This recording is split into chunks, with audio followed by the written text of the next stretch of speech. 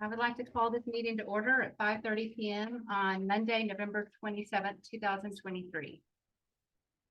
Do we have any public comments?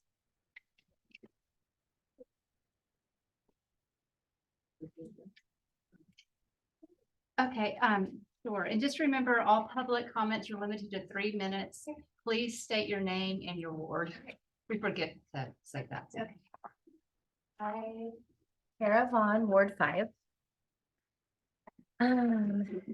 I was born in Alpine and have lived here most of my life, and I love this place. It is a big part of my identity, and my hope is that I can have the support of my community in starting a local business. I understand that there are concerns raised by residents in the neighborhood, and I have heard these, and I am making an honest attempt to address them. My goal is to serve the local community and to brighten the neighborhood. I would like to express my struggle to find a commercial building that would suit the needs of my salon. I searched along with the help of my realtor for months, and with much frustration, I could not find a space that would accommodate a small business like mine. Opening a salon is a bit more challenging due to the plumbing renovations that come with it. The majority of the commercial spaces that could have worked, even though bigger than what I would have liked, unfortunately, we're not for the renovations. The remainder were too big and beyond my budget for a small operation. In this journey, I found it unfortunate to not have the support from the owners of these spaces and also the lack of small commercial space for individuals like myself to run a small business. Finding the Casita at 401 West Sul Ross was a perfect fit for what I needed, and my intention was never to overstep any boundaries within this historic neighborhood. I strongly believe it will be a unique presence and will support economic growth in Alpine. I desire to serve the local community and be a good neighbor. I will only be a one-chair salon operating from 10 to 6, 5 days a week. Any concern that I will operate beyond that scope is understandable, but not possible given the square footage of the building and that my license to operate only allows for one booth. I invite anyone in the neighborhood to visit the location and verify this for themselves. The limitation to operate also minimizes the traffic associated with operating. I appreciate your time in considering supporting this proposal to accommodate opening a local business and for hearing me out for this proposal. Thank you so much, guys.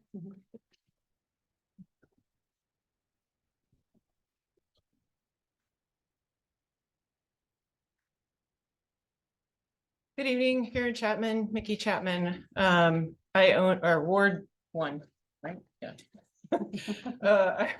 My husband, Tom Robinson, and I own the property at 401 West Sul Ross that Tara is proposing to open as Bodie Hair Salon. And I sent in a letter, y'all should have it, supporting the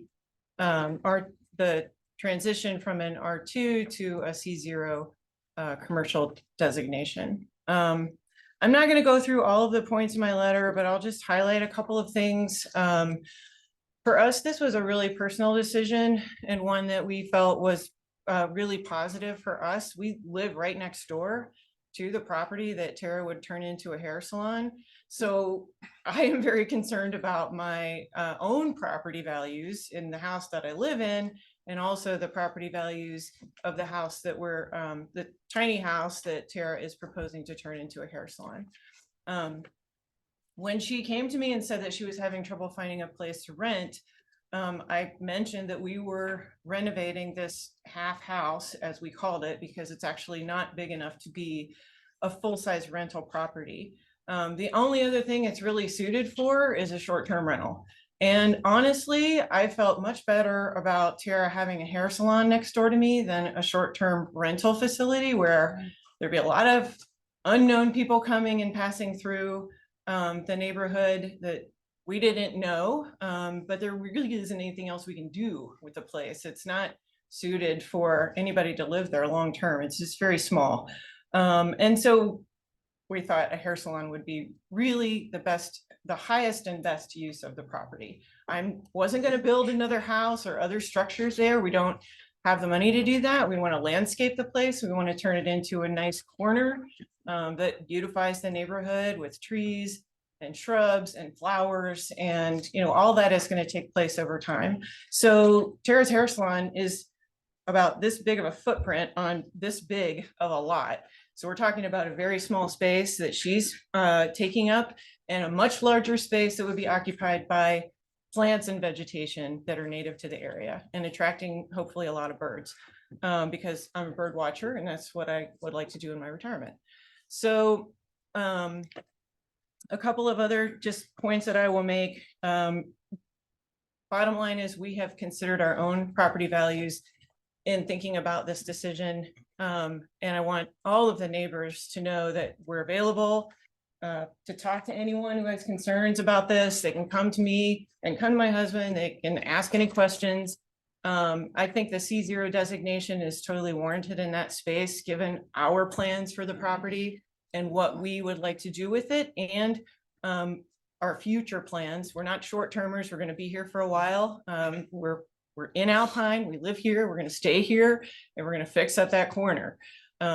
If we can't turn it into a hair salon, it's the only other thing it can be is a short-term rental. And frankly, that's just not what I prefer.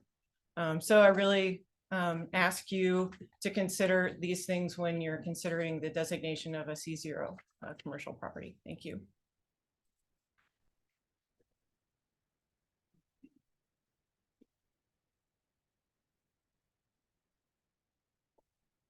Anyone else?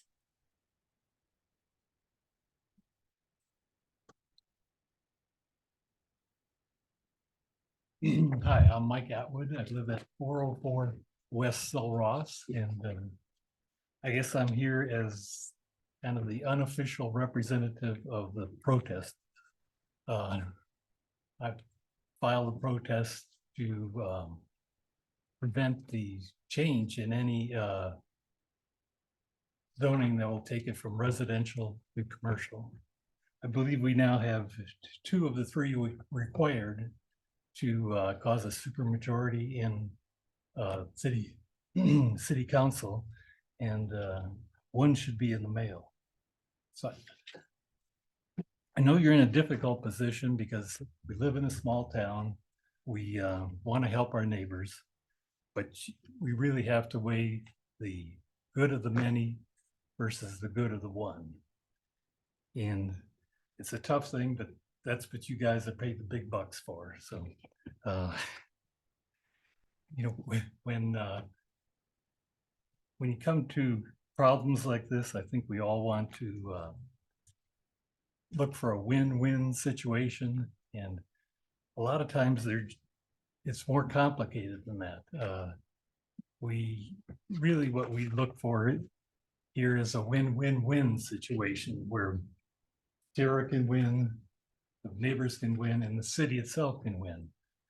But I'm afraid we're stuck with a win-win-lose situation. We want Tara to win. We want the city to win big time, but we just don't want to lose that bad. And what we're proposing is instead of changing it from a residential zoning to commercial, we have a conditional use permit. And you know, I guess it's time to talk about who we are here. We've got 3 people, 3 homeowners who are filing this protest. And unfortunately, I'm the only one here. And it's Homer and Joanne. They're in Houston for medical reasons, so they can't be here to speak. Ron and Val have purchased the home, but sort of like myself, we bought our home, had some things to take care of back in Houston, had to go back and forth, so they just aren't here. I would hate to think of it happening to me with all the joy you have of coming to live in Houston, and then finding out that before you even made it here, they're talking about changing the zoning of a property right next door to you from residential to commercial. So I think Getting back to the, Okay, I'm sorry, I think. Time's we're over? Past, yeah. Okay. All right, thank you.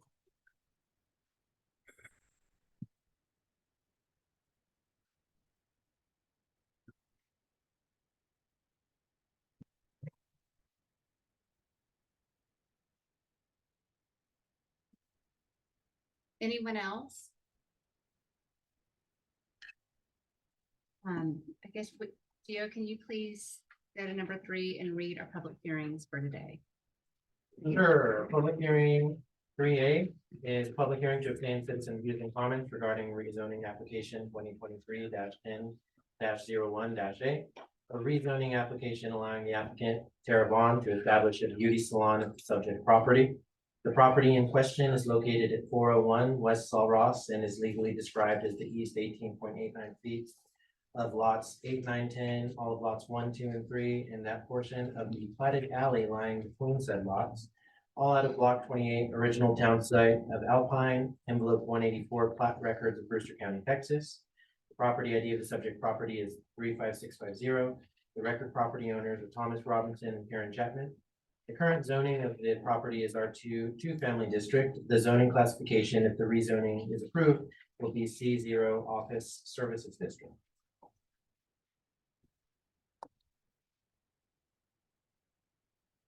Any public comments? I'll say something.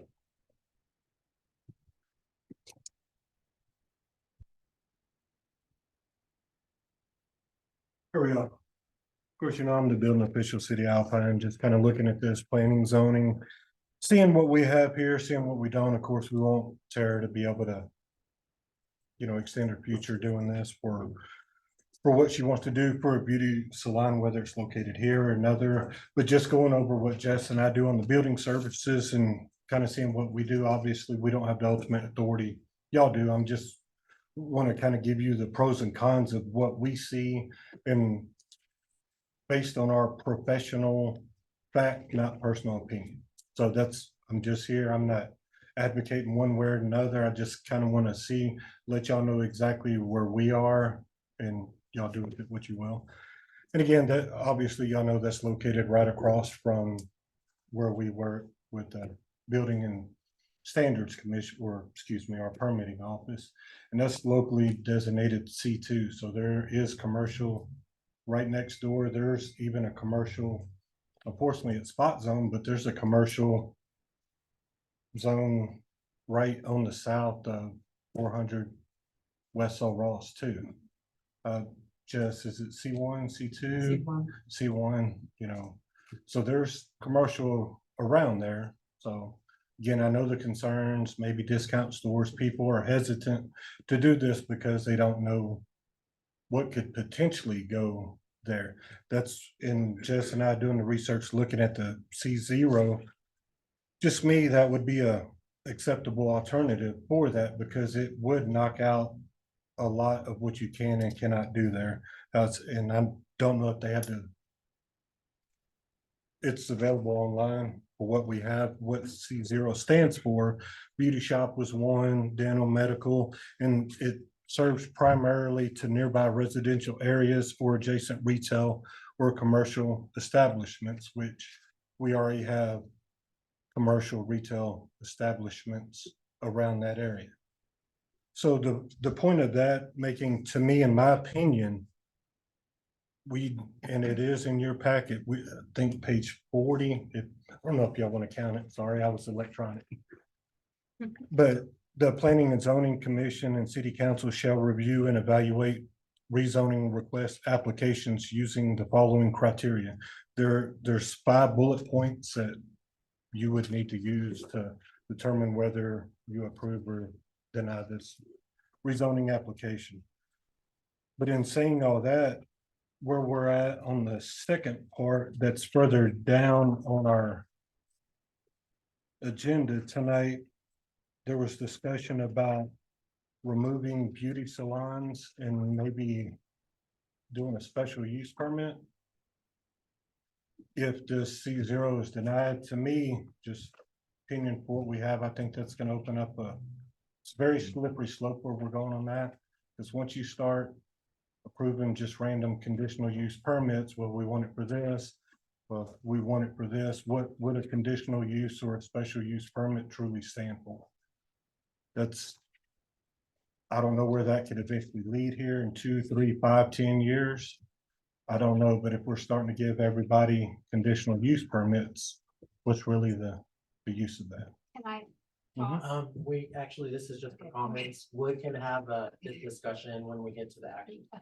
So yeah, just in light of everything, you know, and we were here in attendance for last month, Right. whenever we unfortunately tried doing it for the C1, C2, excuse me. That's a little overbearing on this one, but with the C0, I do think that would be acceptable. Just because it clearly states what can and cannot be zoned for that property. So just pros and cons, weigh what you have, but it's more stringent than a C2. So if we're worried about discount stores and all under this code right now, they wouldn't be able to do it. I don't know if that's what everybody's worried about, but it's a little more restrictive, and of course, the property owner has the final say, but you know, what he would tolerate, whether it be commercial, residential, whatever it may be. So I'm just giving professional. Move on. Item 3B is a public hearing to obtain citizen views and comments regarding replat 2023-11-01. The replat application allowing the applicant Jose Cobos to combine lots in order to provide the ability to use a primary address at the subject property without the necessity of building a primary structure on one lot. The subject property is located in South 6th Street and West Avenue F and is legally described as lots 5 and 6, block 55, original town site of Alpine, Texas, as shown in the subdivision plat on file in volume 2, page 97, deed records of Brewster County, Texas. The record property owner is Jose Cobos. The property ID of the subject property is 35832. The current zoning classification of the property is R3 apartment district. If the replat is approved, the zoning classification will remain R3 apartment district. Any public comments on that item? Okay, item 3C is a public hearing to obtain citizen views and comments regarding replat 2023-11-02. A replat application allowing the applicant Ruben Montilva to combine lots to allow the applicant to install a structure over currently existing common lots. The subject property is located at South 14th Street and West Murphy Street and is legally described as lot 5 and 6, block 9, Thomas Burns Higgins edition, to the city of Alpine as shown in the subdivision plat on file in envelope 108. Plat records of Brewster County, Texas. The record property owners are Ruben Montilva and Nieves Paredes. The property ID of the subject property is 12885. The current zoning classification of the property is R4 mobile home district. If the replat is approved, the zoning classification will remain R4 mobile home district. Any public comment? That includes public hearings. Okay. Has everyone had a chance to look at the minutes from our last meeting? Yes. Do we have a motion to approve? Yes. Do we have a second? Yes. All in favor? Aye. Aye. Unanimous? Unanimous. Next, we have discussion items. Geo. All right, for this one, it's actually gonna be Jessica, the staff presenter.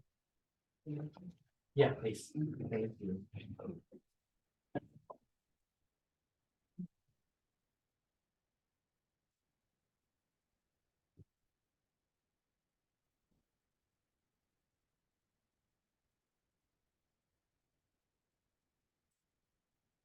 Good evening, everyone.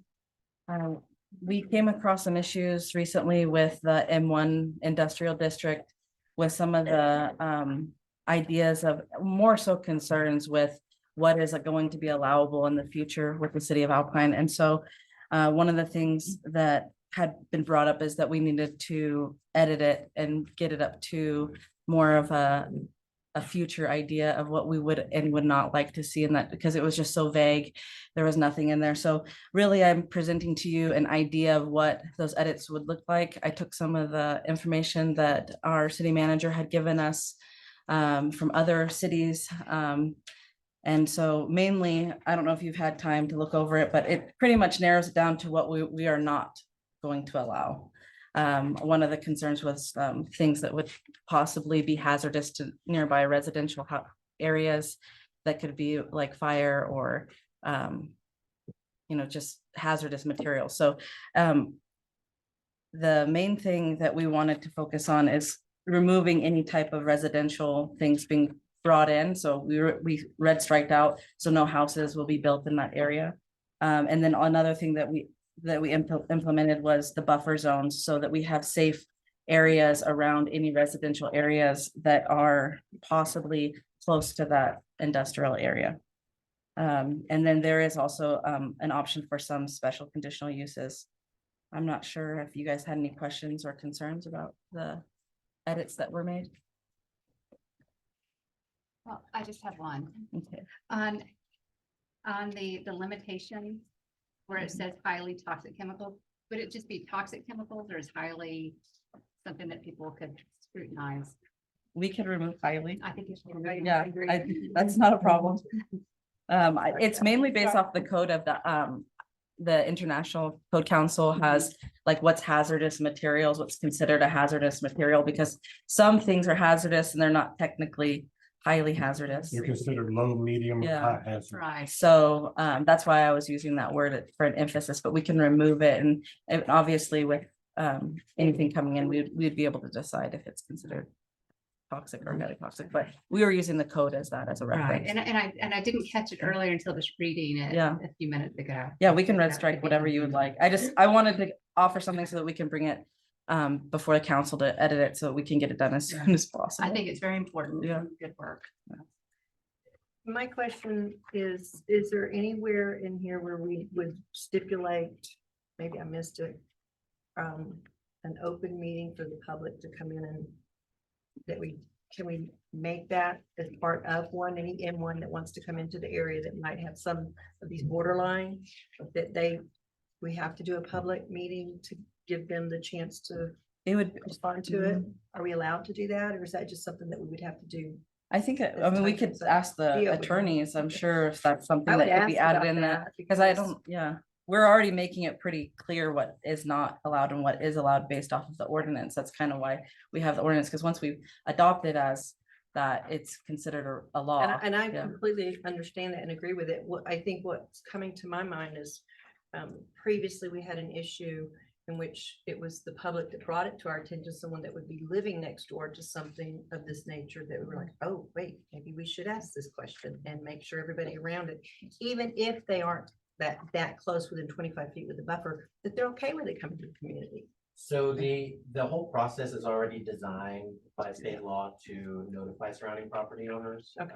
And that's the reason why, is because if there's a zoning change, it's gonna impact. So that's built in anyway, is what you're saying. Okay, Yes. that's all I need to know. Thank you. My question was, if we're gonna allow any kind of hazardous material there, why do we also have eating and drinking established? So like a distillery or, Distillery, bakery, yeah, that kind of thing. well, it just would Doesn't depend. seem like they go hand in hand. Well, the high hazard would fall under what we have in the ICC, and I'm more than welcome to, I can send that information to you, what would be absolutely not allowable. But there's some things like dyes and manufacturers that are considered toxic, but they're not necessarily like hazardous to humans in the sense like they could be explosive, or, I mean, it just depends on how real strict you want to get with that.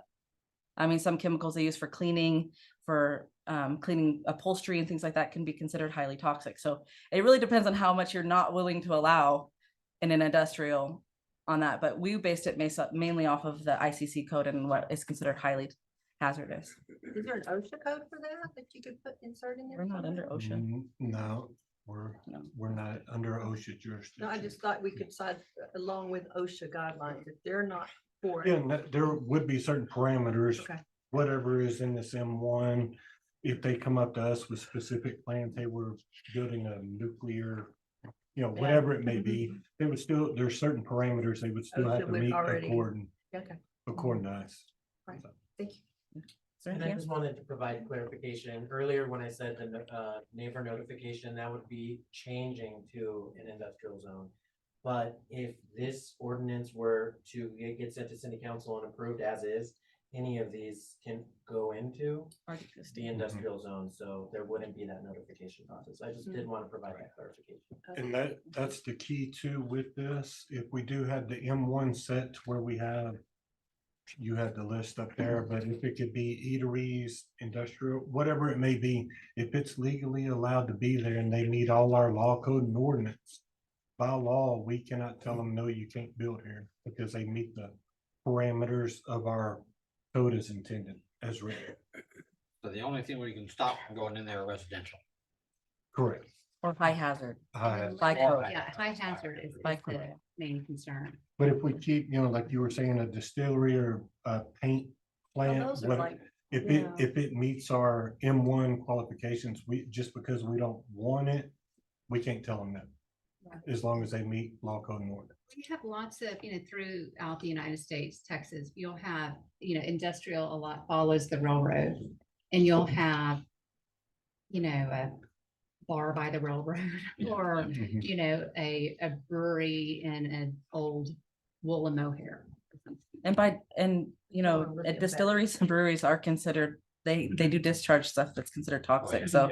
So I didn't want to remove everything, because then Right. what are you looking at? You're not really allowing anything to come in. And Right. so I went through other cities and obviously tried to look at what type of city they were, what they were allowing. And there was a very large list that was much bigger than what I put on the highlighted yellow. That I just thought wouldn't really fit in Alpine, but you're more than welcome to edit it however you'd Yeah. like. I just kind of Oh, tried to you did a focus lot. on You did what great. I Yeah, you think did would be You did okay. Great. Now, would restaurants be allowed under this? Yeah, good in there, I think. Is it C1 or, yeah. Yeah, anything commercial could be in an industrial, but as far as Yeah, industrial yeah. manufacturing, what we would allow as far as manufacturing would be in the highlighted yellow. It would be mainly food, canneries, cereal Production. manufacturing, Yeah. things like that, wouldn't be, I mean, you can't stop everything from coming in, but really what I focused on was anything that was explosive, would give off odors, all of that has to be eliminated. So even if somebody wanted to come in with a certain type of manufacturing that may go in this category, if they were any of the ones listed that would give off, where is it? On where it brings out all of the things that it cannot be. Yeah. I think it's limitations of uses. Yeah. Significant amounts of radiation, radioactive materials, highly toxic chemicals or substances. So even if it was a cereal plant or something like that, canned jams, if we felt like it fit under limitations of uses, we could automatically deny it. Okay, Okay. Good. thank you. Any other questions? Okay. So the next item, Andrew.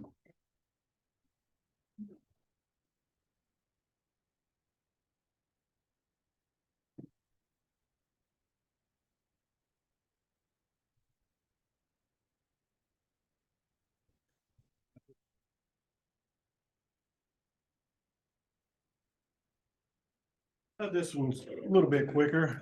We noticed we have some discrepancies in between our zones R1, 2, 3, 4. How we have short-term rentals here, where we're getting into the problem of where per our ordinance, you have to have one parking spot per bedroom plus each additional 500 square feet of common area. So if you have a 2,000 square foot home that you're renting out, it's 4-bedroom, you have to have 4 parking spots plus specific. Depending on how big the common area is, you could be up to 6, 7 parking spots. Just granted, it's a big house, but our discrepancy we're seeing there with us being rural out here. I don't see a lot of, just from me driving around, seeing the occupations. A lot of people love carpooling out here, obviously. Gas is high and it's a long way to get out here. So what I'd like to do, I'd like to trim down the number and go back to what we have in our R1 and R2 district. If you were to build a brand new home in an R1 district, doesn't matter how big or how small the house is, you only need 1 minimum off-street parking, period. That's it. It could be a 6,000 square foot house, 6-bedroom, you still technically only need one parking spot. But the minute you turn that into a short-term rental, that's out the window and you have to add off-street parking, which could or could not be feasible, added expense to the homeowner. Some might not want to do it. You know, we want our increased tax revenue here. We want the renters to come here. So yeah, I just want to get a little bit more on board. I would like to reduce that to where it's just one minimum. If you are living there and you rent out small casita, we would make sure you would have to have one for the primary homeowner and one for the casita. Other than that, we'd like to change it, and we're in the process of doing that now. I just want to create a discussion. I do want to lower that.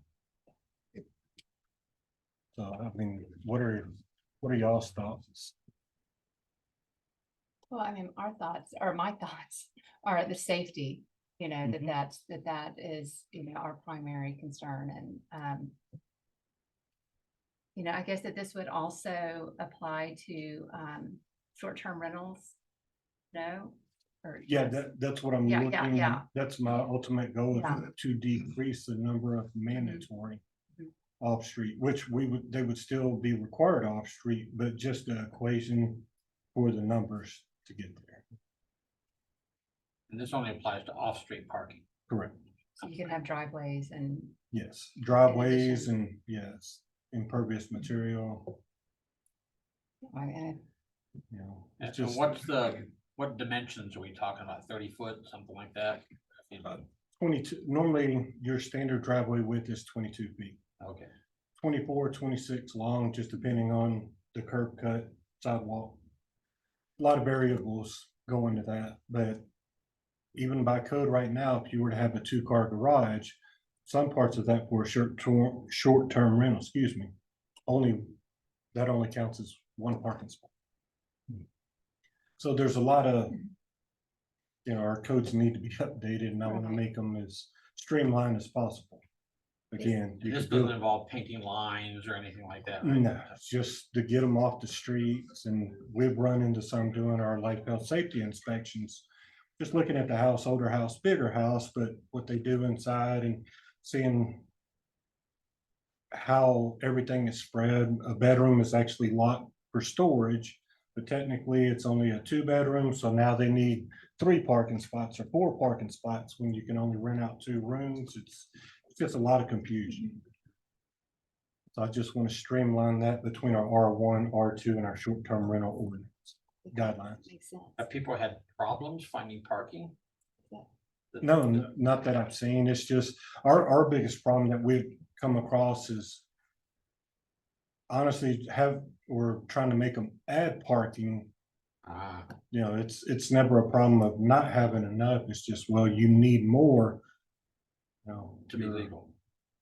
you could have a 1-bedroom casita, but if it's 1,000 square feet, you know, you can need 2 or 3. A lot of confusion in there. I just want to streamline that. And can I say something? Mhm. And when I started, it came to our attention recently, this is why the conversation's even been given, is because I didn't even know that it was for every 500 square feet you needed a parking spot. So if you have 1,500 square foot short-term rental, you have to have 3 parking spots. And so when we would go in and do a short-term rental inspection, we were basing it off of residential zoning, which is you only need 1 parking spot. So does it have off-street parking? Yes. We weren't calculating that you needed 3 because you had a 1,500 square foot house. And so it came to our attention that we were doing it wrong the whole time, which isn't the first time, but we wanted to correct it so that if you have a casita that you're as a short-term rental, you have 1 designated off-street parking. It can't be in the right of way. It can't be in a weird spot. It has to be designated for that, but you don't need 3 of them for that 1. Or if you live on site, you have to have 1 designated for that short-term rental and for your primary. It makes more sense for it to be that way than to have 3 parking spots for, and it's just not very common out here, especially in the historical area, to have that many parking spots. And did you discover this just through reading, or was there a problem? Somebody brought this up to you, so. There was a problem.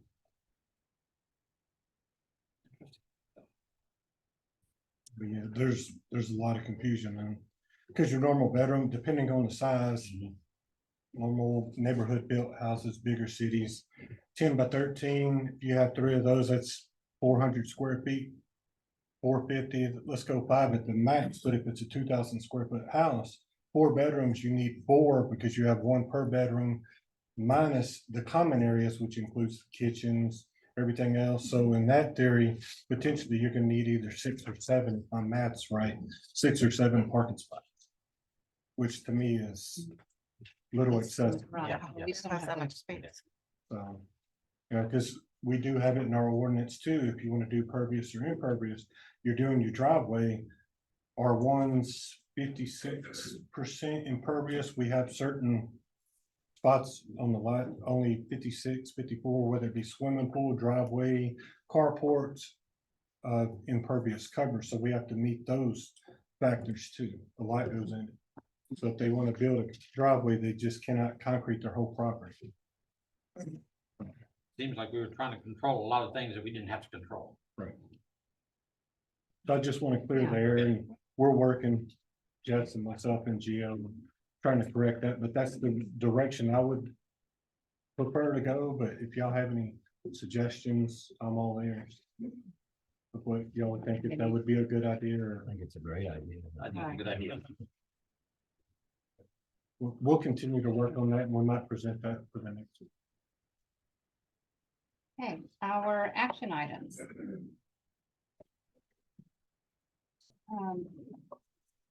So we need a motion to open this up for discussion. Do you need to reread that? Yeah, I'll go ahead and reread it. Action item A is to approve a recommendation of city council to approve rezoning application 2023-10-01-A. A rezoning application allowing the applicant Tara Vaughn to establish a beauty salon at the subject property. Property in question is located at 401 West Sul Ross and is legally described as the east 18.89 feet of lots 8, 9, and 10, all of lots 1, 2, and 3, and that portion of the platted alley lying between said lots, all out of block 28, original town site of Alpine, envelope 184, plat records of Brewster County, Texas. The property ID of the subject property is 35650. The record property owners are Thomas Robinson and Karen Chapman. The current zoning of the property is R2 two-family district. The zoning classification, if the rezoning is approved, will be C0 Office Services District. And if we could go ahead and get a motion in a second to start the discussion. Do we have a motion? I'll make the motion. A second. And I had asked it to be worded specifically. Can you go ahead and make that motion? Our rules for procedure for boards requires affirmative motion to be made and seconded before discussion may take place. For the zoning change item, action item number 1, this needs to be worded as follows. I move to approve the zoning change designation for 401 West Sul Ross from R2 two-family district to C0 Office Services District. And I move that the commission make a finding that C0 Office Services District is a less intensive and more appropriate zoning district than the applied for C2 business district. Thank you. And you seconded that motion, Commissioner Laxton? Is that right? Yes. Okay, we can go ahead and start discussion. Okay, we do have a letter from Mrs. Mills, who's one of the neighbors. Do you mind if I go ahead and read that? Thank you. This is dated November 20th, 2023. Dear Planning and Zoning Commission and Alpine City Council, we strongly oppose the application for rezoning from R2 district to CO at 401 West Sul Ross Avenue. We would be in attendance at this public hearing if not for unforeseen medical issues that cannot be rescheduled.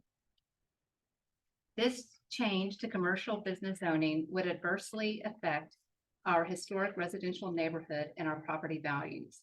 This is not a one-time conditional or special use application, but a permanent zoning change to this neighborhood. It does not revert back to residential classification when it is sold or when the applicant might decide on other plans. Realistically, we all know these things happen every day in Alpine. For these reasons, we request our Planning and Zoning Commission place their focus on the long-term preservation and well-being of our historic neighborhoods and not succumb to this short-sighted commercial encroachment proposals.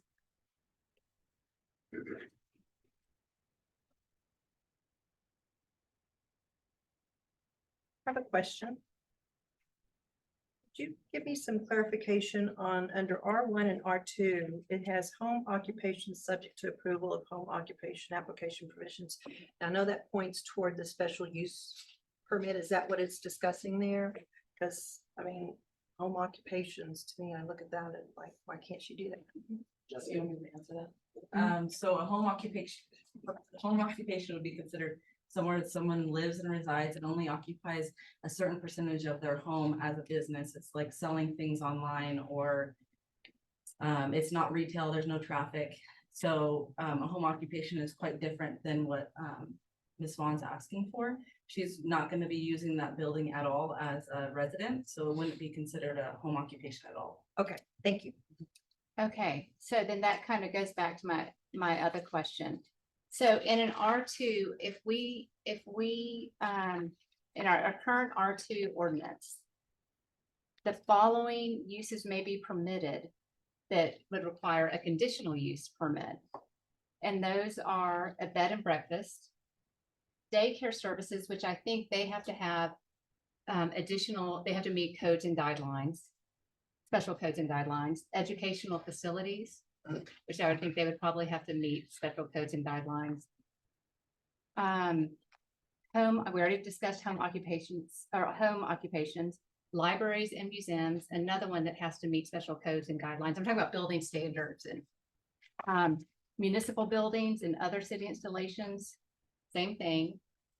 And parks and religious assemblies. So I have a question to Tara. You mentioned during our last meeting that there were specific guidelines that you had to meet with the state in order to open a salon. Correct. Right? What does that mean? The specific guidelines. Can I ask this you real quick? Oh, sorry. It's hard to hear if you're not on a microphone.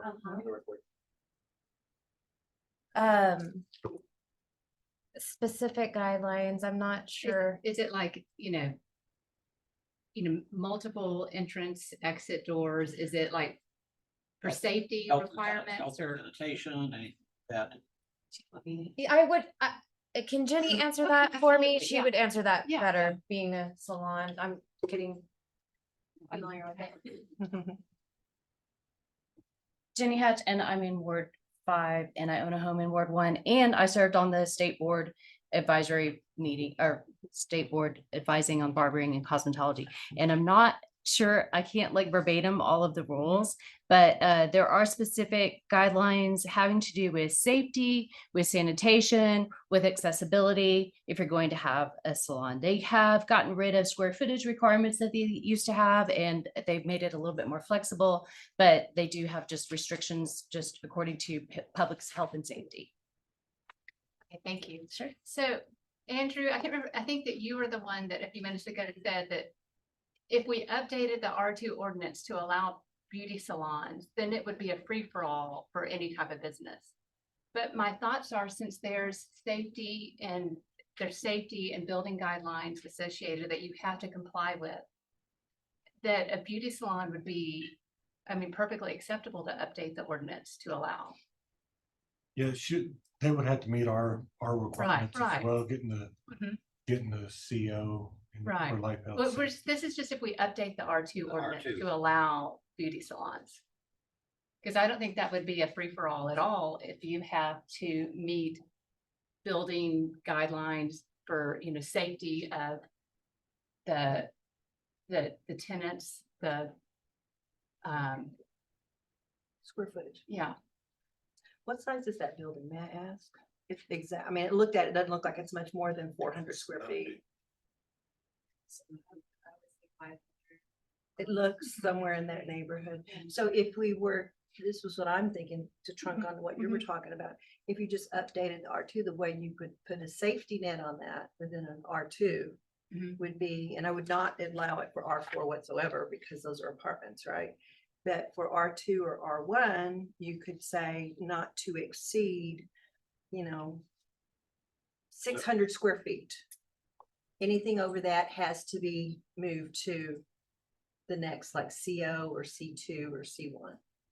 So you could kind of bring it in that way, and that keeps it limited to just like one or two operators.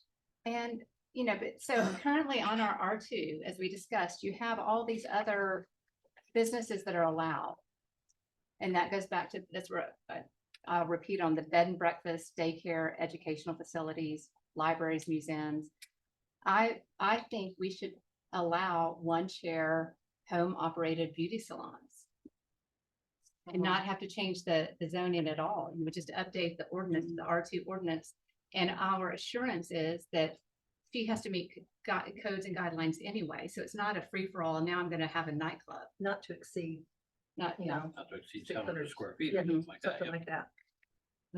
The main concern that from a building zoning perspective, I think that Drew and I had discussed is once you allow something like that, if you really think about the things that are allowable for a special use conditional use permit, if you look at them and you think about what they are using for that type of zoning, if you put in a one chair salon, what's going to stop somebody from a one car mechanic shop and Okay, but and this- what you're Because it would doing say is one you're chair. opening up something that's gonna become a bigger problem. We're gonna make, what is residential zoning gonna be anymore?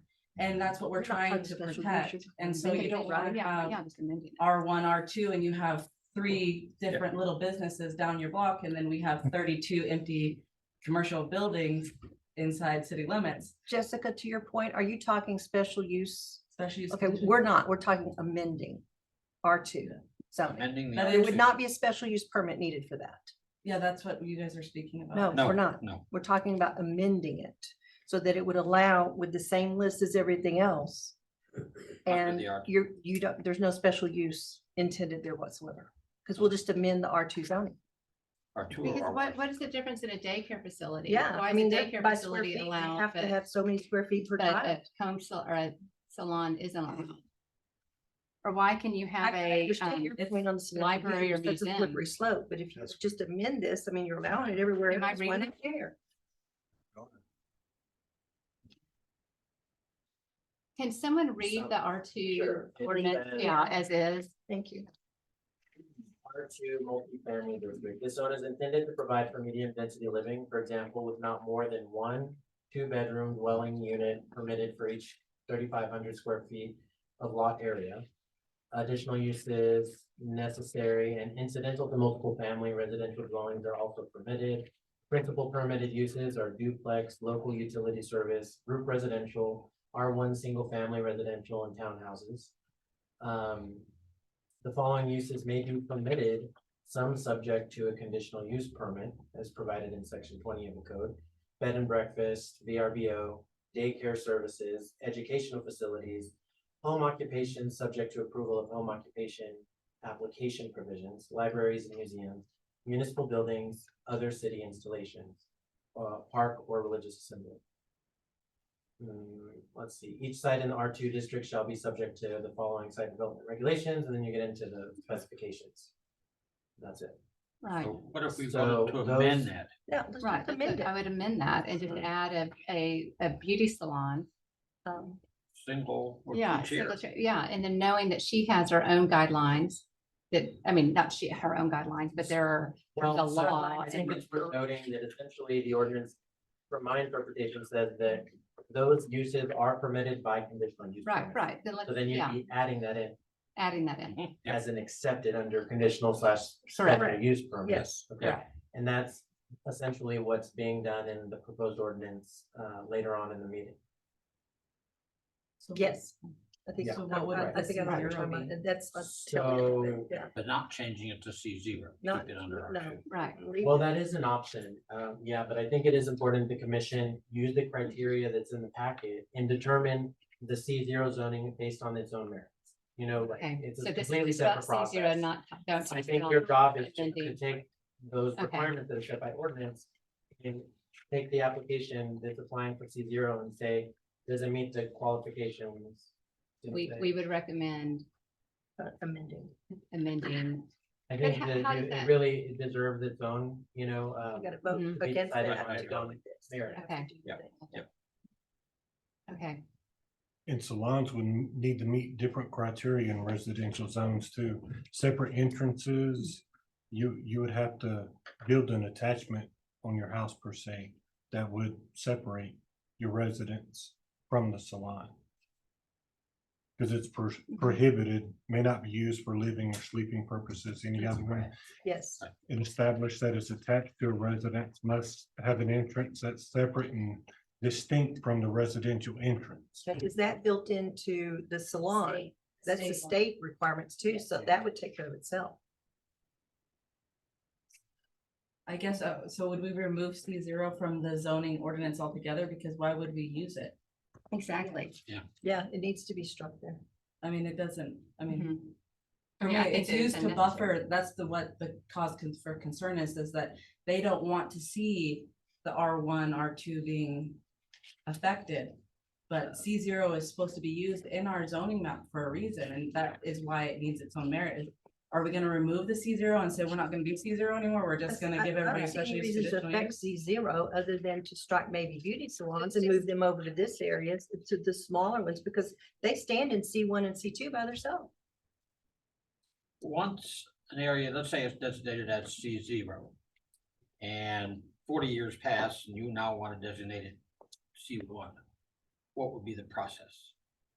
They would have to rezone it, but at this We're point, they doing now. can't, well, they might be able to because that's spot zoning. They could, I mean, right now it could be zoned R2, C2, or Right. C1. And so in order to protect it, because the main concern was for having high density, crazy traffic, they don't want it to affect the residential areas. That's why C0 is the best buffer for that area, because down the road, they could sell their property and somebody could come in and change it into a C2 where it's located now. But that C0 will protect it like a sandwich. So R2 they would- can't have high density, they can't R2 put could a protect retail them. store there or anything like that. But can you guarantee, for example, Homer Mills, that this would never become something else besides? You can't guarantee Homer Mills anything. Slow, Right. just like you're talking about with Yeah. the amendment, so. No legal I guarantee. mean, this, Right. The only guarantee in a C0 would, it would have to fall into the guidelines that are established by C0, which are 7 different Correct. business types. And if we Strike do C0. open it up into R1 or R2, I'm not sure where all y'all live, but say you live in Carpenter Edition, there's 50 houses in a row, all of a sudden you can have 50 beauty salons, Well, you one could- chair, Or daycare centers already. know, But You it's could by have- special use purpose. but so it's that- by special So you use. have- Any of those, If we keep this relegated to C0, then when I say control, we have more control over what could be for the C0 rather than just get an approved special use for 100 one-chair beauty salons across the city. so, and you know, all of those businesses are approvable by special use permit, so that would be the neighbor notification process. Letters to property owners. Exactly. Right. And Fee, they'd have to know publication about in it. the avalanche, but I'm saying it's not easy, you know, it's still a process and there's still that notification process to encourage broad public review and feedback. As it should be, right. Right, Right. so Exactly. I mean, I'm just saying that in the R2, it's still a process. It's not gonna be just, Right, well, yeah, and I appreciate that process. I yeah. think that's very important, so. I just think we're taking the value away from C0 if we just Well- special use or conditional use everything. I don't think so. No, I don't disagree think with it's that statement. everything. I think it's just this, in this situation, and I've spent a lot of time, I think all of us here talking to both sides, and then some of the current residents that they're concerned, their concern is the changing of the zone, the zoning to a commercial use. Right. But they That's would the not be intent of opposed the to, C0 to, is small commercial. right, they would And- not be, seeming like not be opposed to changing, you know, I mean, everybody loves Tara and they love her business and her entrepreneurial spirit. And think she would be welcome there. I think their concern is the long term after Tara leaves. What could happen? And Valid if their concern. zoning wasn't changed, then I think there would Then be- whoever else came through there had to go for another special use permit, and the neighbors would know about that at that time. But they would So feel a it's, to lot me, more, that's actually a win-win-win, as somebody said. they would earlier. feel a lot more comfortable keeping it as residential. And because once it goes commercial, you're giving up a lot of control. Yeah, you can't, but you have to also Put that genie consider in the the box sometimes. location of this property is touching 3 different commercial properties. Right. And I three mean, different long term, residential there's really not much that you Well, can I'll change. tell you what I heard at the American Legion. This is what, because that came up during the American Legion meeting. Was they read as far as the request for zoning. And they said, oh yeah, that business will fail pretty quick and we can get our gas station. Not at zero. So, You can't. Second have only zero. happen in a C1 or C2. right, but you can't stop it. So at a C0, you can't have a gas station. Right, but it's so easy to change it to C1 or C2. If you go C0, then those are just the next, To like a change it to slippery slope, like C1 you're or saying. C2, And it so would require I another zoning understand, change yeah. application. So it would be this whole process again. So neighbor notification, publication in the avalanche, things of that nature. So it wouldn't be easy just because it's changed to C0 to change it to C1 or C2. It would be the same exact process as we're going. Right, through but now. how, you know, looking at those homeowners who are not in favor of this, how would you take their viewpoint into consideration? I think everybody has valid concerns and there's not typically a way to make everybody happy. But I think the commission's job is to take those criteria and determine if the application meets what's in the criteria and base your decision on what's set by ordinance or required by ordinance. So have y'all had a chance to review those requirements? I mean, I think at this point, y'all can just make an informed decision based on what you think. Okay, all right.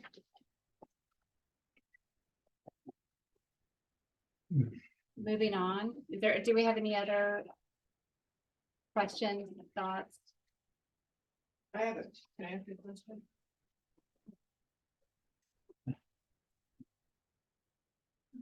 I'm not sure what changes we would need to make to that property in order for the, what are you calling it? A special use permit? Would we have to No. do more to the property? 'Cause you were talking about ingress and egress and, Well, no, but this for our business in general. okay, So there would have to be an ordinance change because currently our ordinance explicitly prohibits beauty salons by special use permit in a residential zone. So the commission is going to consider an item in the next few items. It would change. We'll make a recommendation to city council to update that ordinance to allow beauty salons by special use permit in a residential zone. So that is gonna be something that they're gonna be looking at. okay. But her question, would they have to do new entrances to the building? Well, or- it would require, let's say, for example, they had to go that route. This is a very what if scenario, because the commission, let's say that they did recommend that change to go in, we amended the ordinance, which is a process to allow beauty salons by special use permit in a residential area. Well, it would go to city council, and if they approved it, then the property owner / applicant would need to file a special use permit request after the ordinance passed, and that would be its own process similar to this. And it'd have to go to planning and zoning, have to go to city council. So, I mean, it would be time, the earliest, if everything went as planned, if y'all did make that recommendation, the earliest she could start operating is March. Does that answer your question? I think so, yeah, It's all we what- wouldn't have to do more to the property than we're already doing is my It question. would just be time waiting for that process to work itself out, Mhm. and for that to be finalized, and then submitting an application for a special use permit. Once it was approved, theoretically. Right, And from what I've seen, just since we are located right across egress requirements, one car, I don't see any problems with the way your ingress and egress is going. So if you're asking structurally or anything aesthetically on the site, I don't see, there's not any more you would have to do. mhm. Well, it's clear what direction y'all are wanting to go from your comments and your questions. I think that considering the C0 is still an option that you should consider. I understand the concern that we're not gonna be around forever. I think Tara is younger than everybody else that is in the area, and I believe she intends to operate. I don't think she's gonna be losing business because she has a lot of business as it is right now, so I think her customers are gonna follow her wherever she goes. And she's not gonna be a overnight, business that leaves. She's gonna be there for a long time. Okay. Move on. If you'd like, yes, we do have a pending question, so we'll just need to take a vote. If you want to vote to approve the zoning application, then you would vote in favor. If you want to vote against it, then you would just vote against it. the way that the motion's written, that should work fine. So all in favor? Raise your hands. All in, I'm confused. Okay, Can you say that So, if you want to approve the zoning, make the recommendation to city council to approve the zoning change from R2 to C0, you'd vote in favor. If you want to approve, excuse me, if you want to vote to make a recommendation to deny the zoning change, then you would vote against. And then later we would. And then later we vote on the other. Yeah, later in there is another item that would amend an ordinance to do the special use permit and go that way. Yeah. Okay, so all in favor to approve? Raise your hands. And this would be approving the zoning change to C0. All in favor of denying the zoning change? To C0? Unanimous. Unanimous.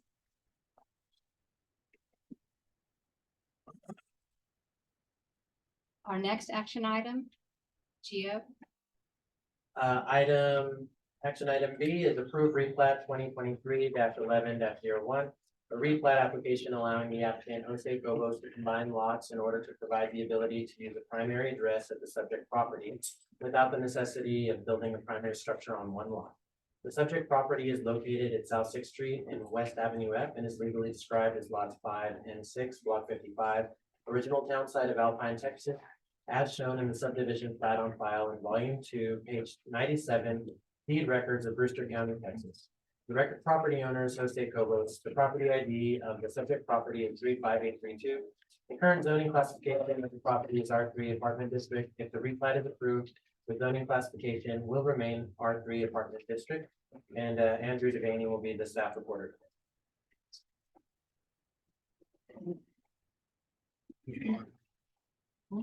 And I apologize if we can get a motion in a second to get the discussion going.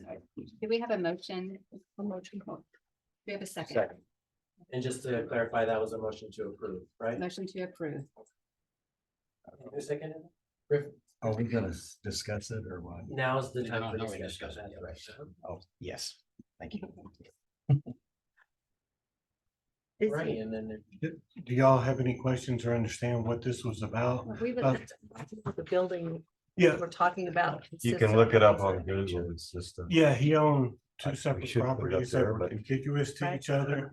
Yeah. can we, are we able to put it up on the screen, the Google map or the map?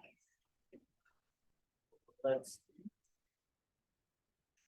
I mean, honestly, I think it would take a while to find Okay. it, so. Okay, What it is. Could we in the future have a map for reference? I know I've asked this before and I'm kind of an annoyance on that issue, so I do apologize a little bit. Okay. But having a map for some kind of reference, since we're dealing with property and boundaries and aerial extent, seems to make sense to me.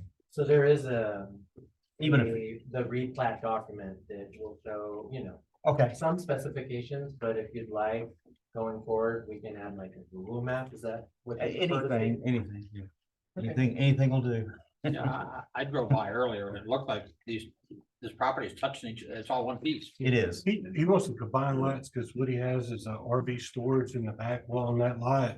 Per our ordinance, you cannot store an RV on a vacant lot. So if he just combines it, then it would technically be behind his house, which would meet all our law. code It's already requirements. zoned RV anyway, right? Right, Yeah. correct. No zoning change needed. No, sorry. It's zoned for R3, which would be Oh, apartment district.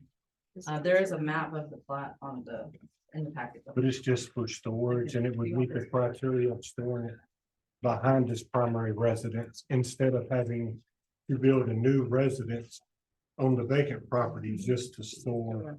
Does he live in the storage shed or stored in the building? You Yeah. can't live or RV inside city limits unless it's a designated RV site. Right.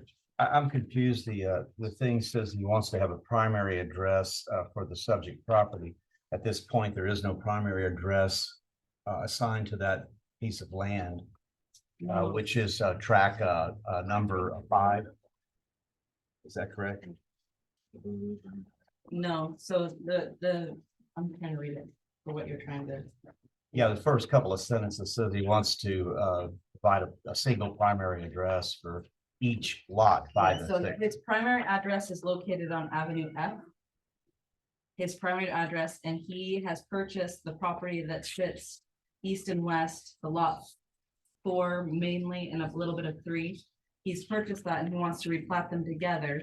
So his primary address will stay Avenue F instead of having to build a primary structure on that lot 4, because that's what a vacant lot inside city limits would be considered, is for, to build a house.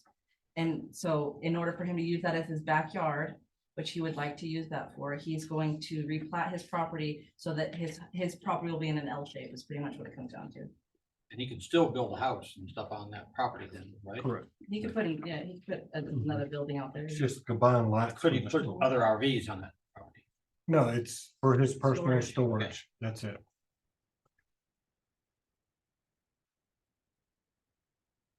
It's, so he's trying to, lots 5 and 6. Do not look like L shape to me. It looks like a rectangular. I'm sorry.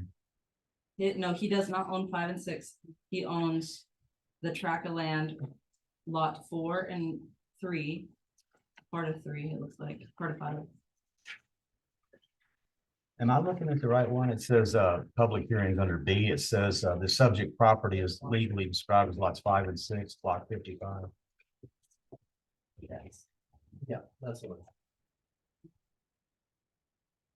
So he's working, he wants us to, what are we doing with lots 5 and 6? It's my question.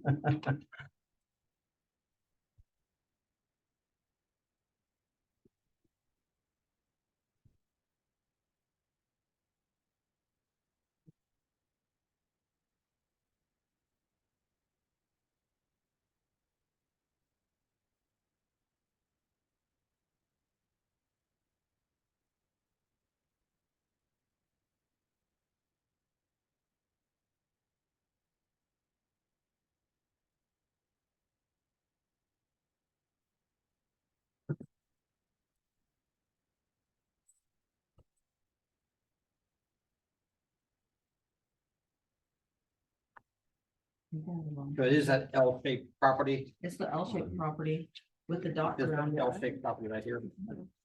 What are we It's looking at? replat- Why am I looking at the It's wrong the thing? replat of lot 4 and part of 5 Right and here. 6. This L-shaped property. Yeah, but the description says lots 5 and 6. It's replat of lot 4 and part of lots 5 and 6. Yeah, not tract 2, right? Not track 2. It's replat of 4 and part of lot 5 and 6, which sit, Okay. yeah, it's that, Sorry. you'll see the little dots, the little round circles, those are the actual survey markers. So his property sits on Avenue F. It's the smaller square and it's gonna L shape over the alleys. And that alley wouldn't be there anymore then. No, the alley still exists. So it'd still be there, okay? Yeah, He's just combining He just- his lots. Okay. That's like just combination of lots. But would that alley still be accessible? yeah, nothing's gonna change with the egress or Nothing. right away. That's a public alley. He right? bought 2 pieces of land, he's put them together so he has a bigger yard.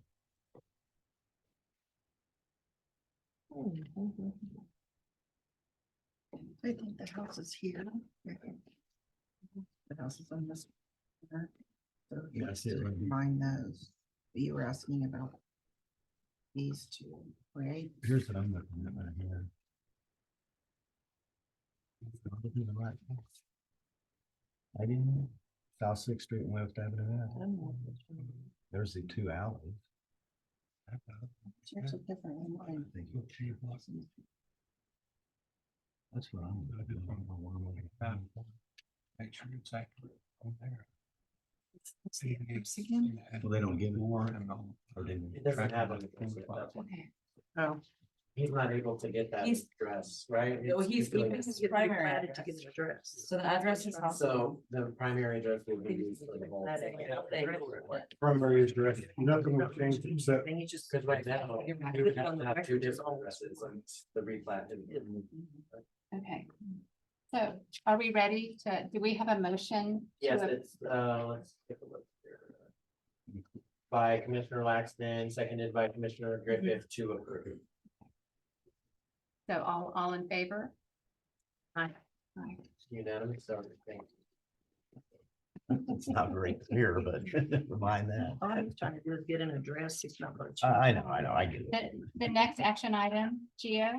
Action Or item Andrew? C is approved replat 2023-11-02, a replat application allowing the applicant Ruben Montilva to combine lots to allow the applicant to install a structure over currently existing common lot lines. The subject property is located at South 14th Street and West Murphy Street and is legally described as lots 5 and 6, block 9. Thomas Turney Higgins addition to the city of Alpine is shown in the subdivision plat on file in envelope 108, plat records of Brewster County, Texas. The record property owners are Ruben Montilva and Nieves Paredes. The property ID of the subject property is 12885. The current zoning classification of the property is R4 Mobile Home District. If the replat is approved, the zoning classification will remain R4 Mobile Home District, and the staff presenter today is Andrew Devaney. We can just get a motion and a second. To discuss. Yeah, do we have a motion to discuss? I'll second. Walter, I'm sorry, you made the motion? Yep. And Commissioner Laxton seconded it. Yes. Thank you. That's what we had. Andrew, do you have some insight? Again, this is the same, they're actually moving a mobile home. He owns two pieces of property, would like to center on both, so again, combining lots. Right. So he's not crossing property lines of his own two parcels. of But it's property. already zoned. This is the one I think I thought. It's already zoned off for mobile R4, homes, we so it wouldn't doesn't change really it matter. again, combining lots. So he can actually extend places, mobile home across lot lines. Do we have any other questions There's or? already a mobile home there. But he's bringing one in because it is R4.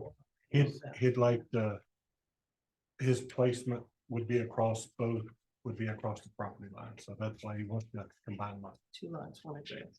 He can bring in two mobile homes if he wants to. No, not No. with him replatting. Yeah, with it splitting, it would meet our R4 maximum of one per lot. Okay. With just one lot. Are we ready to vote? Do all in favor? Are we ready to approve the replat application? Yeah, and I'm sorry, I just noticed that the actual replat isn't in here, so I could go ahead and just put it on the screen. Okay. Fine. It's like, what? Mhm.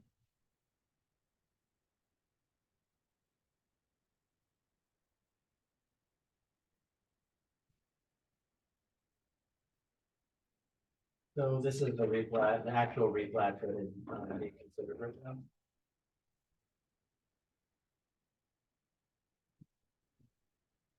But just typically, I know if you drive around town and one lot, you can fit a one mobile home or manufactured home is what we call them now. Vertically on a lot. And so this gentleman wants to put his vertical or horizontally so it faces the road. So the front door faces the road. And in order for him to do that with his two lots, he has to replat it because he can't hover over two lines. And so that's really what he's trying to accomplish. But he is- can't add other buildings to it. I mean, No, other. it'd be considered one lot after he replats. Okay. Okay. Okay. Thank you. For y'all, and then- Seems fine to me. So are we ready? Okay, so all in favor of allowing the applicant Ruben Montaliva to combine lots to allow the applicant to install a structure? Do I need to continue to read? No, that's. Okay. thank you. All in favor? Okay, unanimous. Okay. Next item.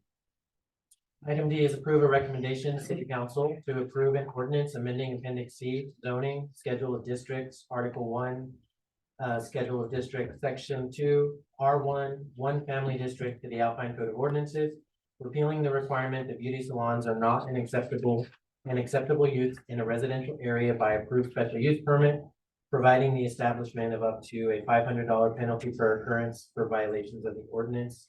And Andrew Devaney will again be the staff presenter today. If we can just get a motion and a second on the table to discuss. Do we have a motion to discuss? Well, a motion to approve. I'm sorry. Approve, sorry, motion to approve. I will. Second. And second. Great.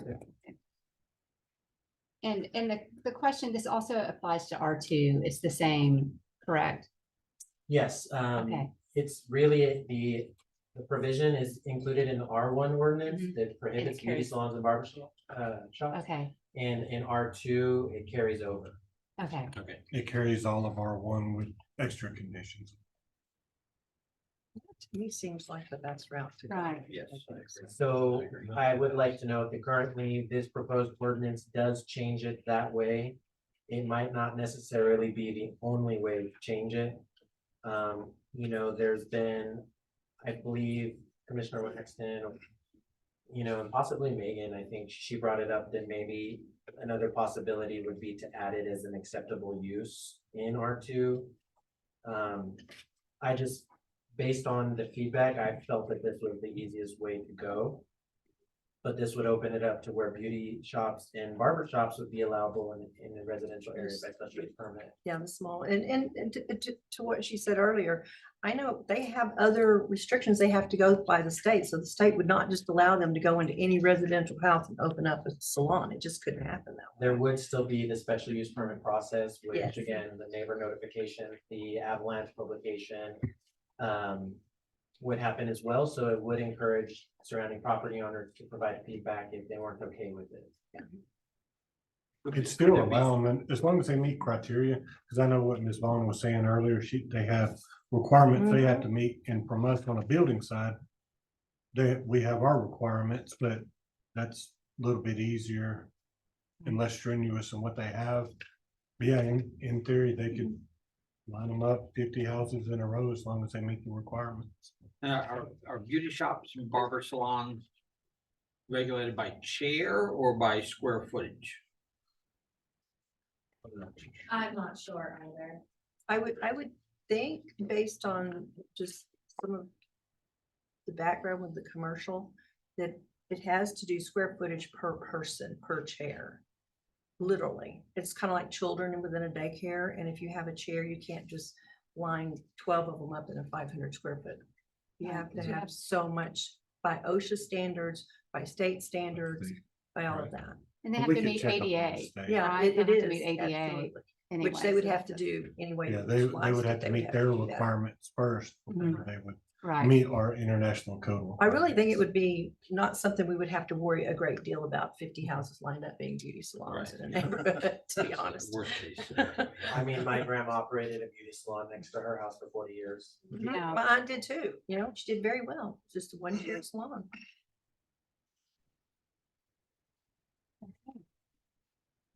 So are we ready to take a vote on this? Do we have any other comments, questions? The vote is to not change it, just you wanted to keep the R1 and make that a. The vote is to amend the, Just to amend the R2. Yeah, yeah. So all in favor for amending the R1 family district to allow beauty salons? All in favor? Was that unanimous? no, No, okay, It's one. all opposed. You could call for the opposing one. Yeah. Okay, all opposed? One, okay. Okay, and that's everyone, right? Everyone else voted in favor. Okay. Okay, thank you. So now we get to appoint the chair of the Planning and Zoning Commission, because this will be my last meeting. I will still continue to work with you on several things, and I'll continue to work for Alpine and Historic Alpine. But I'll be stepping down after this meeting. you can't hold for hostage. Tired to the chairs. I enjoy it. It's actually, I said before, I work more hours in the week that is been healthy. Yeah, so I'm, in order to do a better job and everything, I feel like I need to work a little less, take on a fewer volunteer projects. So, would everybody like to appoint Matt now as the?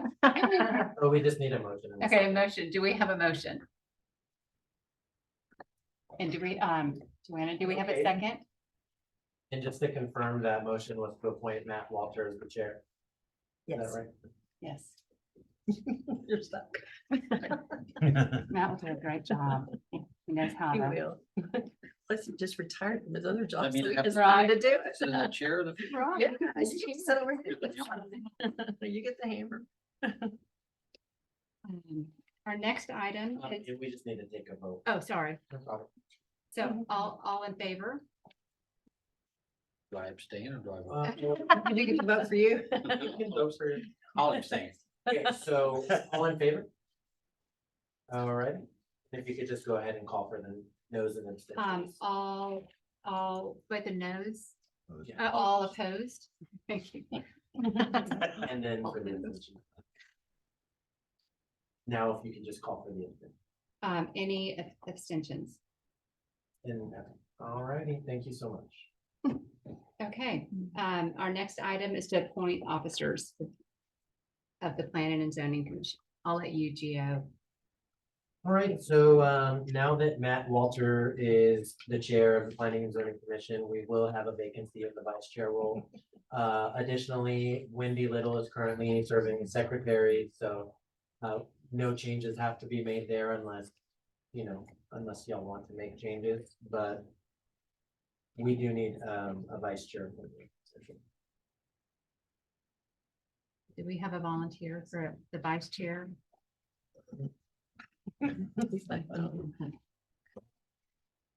Yeah, I think we I have. talked Matt into it. I Yeah. can't send him out there by himself. Okay, if we could just get a motion in a second. Do we have a motion for Joanna to be the vice chair of the Planning and Zoning? Aye. Okay. Second. All in favor? I'm Wendy, seconded. All in favor? Aye. I abstained. Okay.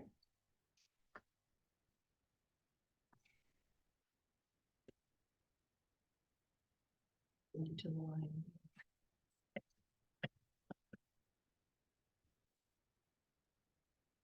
Right. Okay, so action item E, I'm sorry, action item G. G is appoint a member of the commission to provide a report to the city council at the December 5th, 2023 city council meeting regarding the commission's recommendation to approve or deny rezoning application 2023-10-01-A and the recommendation to approve or deny recommending an ordinance to update to provide that beauty salons may be approvable by special use permit in a residential zone. What time is that city council meeting? It starts at 5:30. Consideration of those items would be in the action item section, which would likely be around, to be safe, maybe 6. Make that? I can make that. Yeah, I got a museum, Yeah. tour. Even though I'm already retired, I got a museum tour that morning. 66 second graders. That'd be fun. We can just get a motion in a second on that. So do we have a motion? A motion. I'll be the member. Okay, for Matt to represent, Perfect. and Tom will second. Then you could just. All in favor? Aye. Aye. Unanimous. Unanimous.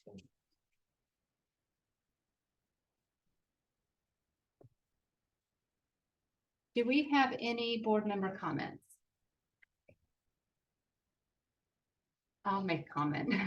I have truly enjoyed serving Alpine the last almost 3 years in this position, so thank you for having me. You may see me again, we'll see. So thank you. And I've learned a lot. I've spent countless hours reading ordinances and anyway, I've appreciated it. And so thank you. Thank you for the opportunity. Hopefully you'll still Thank be you. around so we can pick your brain, all the stuff Oh, you did on. Still have a lot of work to do, which is the primary reason why I'm stepping down. So we have a historic district to write and to work on, so we can present that, or you can present that to council at some point. So you will still see me probably more often than you would like. Well, hopefully we'll see you in AHA. Yes, yeah, and I'm still, will continue to be active in historic Alpine. So thank you. We're gonna get you on the Brewster County Historical. Okay. Commission. There you go. And all of you, thank you. You've answered all of my questions. I've thought of them a lot, so I appreciate it. We have a fantastic group at the city, and this Planning and Zoning Commission truly believe is the best Alpine has ever had. So you're in good hands. So on the, my question is going to be on the R2 or the R1, when he presents that to city council on the 2nd. On the 5th. On the 5th, Excuse me, yeah. yes, thank you. what happens for them after that in which they can get their show on the road? So the recommendation of denial would trigger a supermajority vote by the council in order to approve the zoning change. Even though that's still well within their means, if 4 members vote in favor, they can still approve a C0. If they vote to deny that, then that would end that conversation, it would be denied. And if they do vote to approve the recommendation to change the ordinance, the first reading will be at the next meeting, the second and final reading will be in January and the 2nd. At that point, the applicant would need to apply for a special use permit after, if it was approved in January. And she could begin operating in probably late March. Does that answer your question?